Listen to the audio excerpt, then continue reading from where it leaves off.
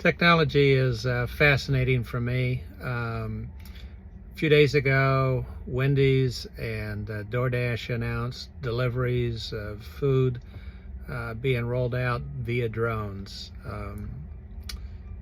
Then about the same time, Tesla announced rollout of full self-driving FSD 12, and I started seeing some YouTube videos announcing possibility of RoboTaxis already being tested by a couple cities, San Francisco and Phoenix, as you know. But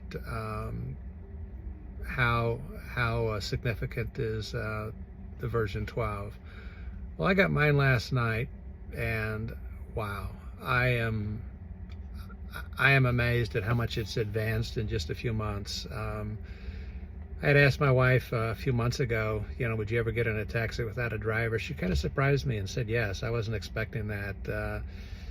I had tried FSD 11, and it's just like, I don't think so. I'm not going to get in a taxi without a driver.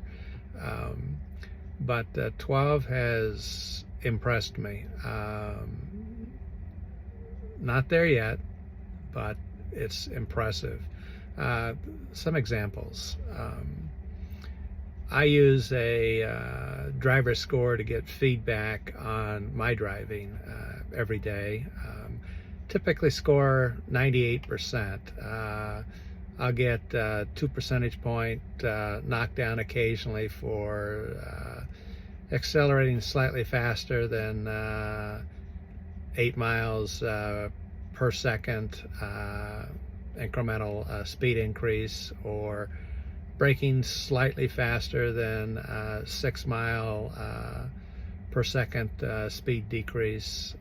But 98%, that's a pretty good score. I've seen chauffeurs score 95, and so I'm pretty pleased with 98%. I always try to be the best driver out there, make smooth, gentle turns and controlled braking. And occasionally I'll get 99%, after 10, 12 hours of work. I tested FSD 12, 98%. It's 98% safe driving. Several hours of driving, FSD 12.3 with Tesla. Jumped in twice. Now, twice isn't perfect, but there were 2 occasions where I just wasn't pleased with what could potentially happen, and so stepped in. But other than that, extremely impressive. I don't live in a big city with millions and millions of cars coming in, but some of the intersections in my city are complex. We've got a number of areas where 5 different streets come together at angles. We've got areas where we've got a lot of railroad tracks. We've got areas with roundabouts, which are always fascinating and interesting to see how people struggle with that if they're not familiar with roundabouts. But anyway, today I'm approaching a railroad track stop that is complicated. There's room for 1 car in front of the railroad, room for 1 car behind the railroad track. There is an unmarked parallel road with a double white line to suggest that you don't park there and block traffic. And then there's the line of cars. FSD 12.3.1 pulled in perfect, parked perfectly at the railroad track. Executed for the first time the roundabouts better than most humans. I have always complained about railroad tracks and roundabouts with Tesla FSD full self-driving 11. 12 really impressed me with the railroad track stops we came to, and with the roundabouts. And again, only 2 interventions. And in terms of the safe driving score that tracks acceleration, rapid braking, and hard turns, 98% after several hours of driving.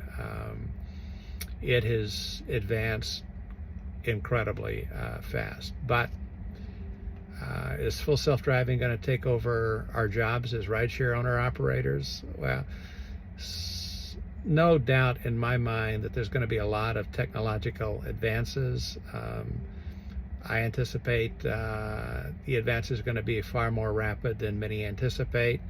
But just because you can do something doesn't mean consumers are going to accept it. You know, just like people taking airplane rides, it took a while before that industry really took off.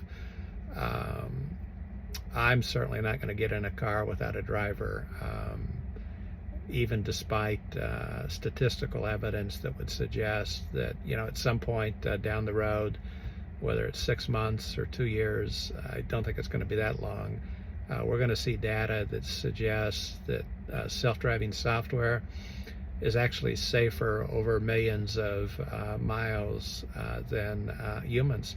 Humans get tired, humans get distracted. I think the technology will surprise us how quickly it gets there, yet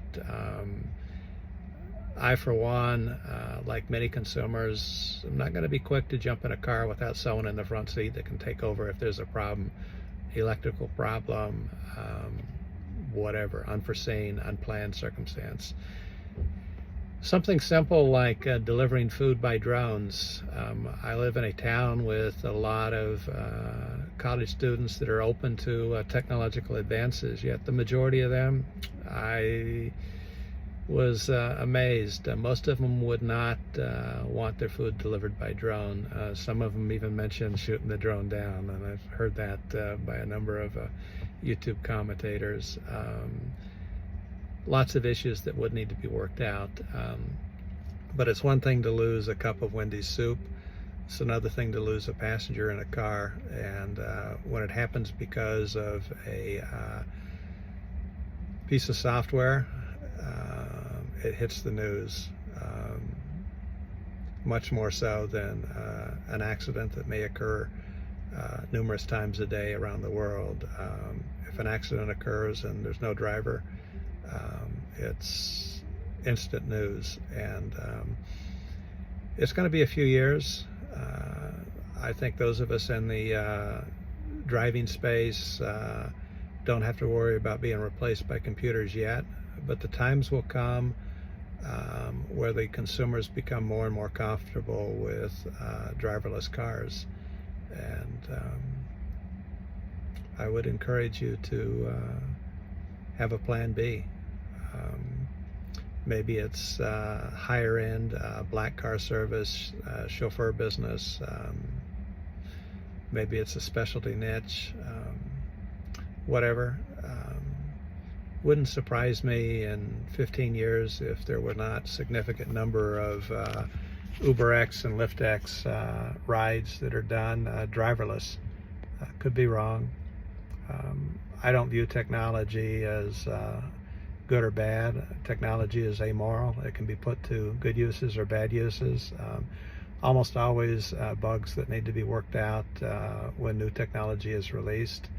But anyway, very, very impressed with the progress in full self-driving version 12.3 by Tesla. Impressive. We'll see if the improvements promised over the next month or two occur. Promises are April and May will deliver even more improvements. Definitely nailed the railroad tracks, multiple intersections coming together, and definitely nailed the roundabouts in my test. 2 interventions where I took over. I didn't like what was happening, and I continued to notice with the camera placement being slightly behind my head, the car does tend to creep forward before turning a little more than I would normally, but very impressive.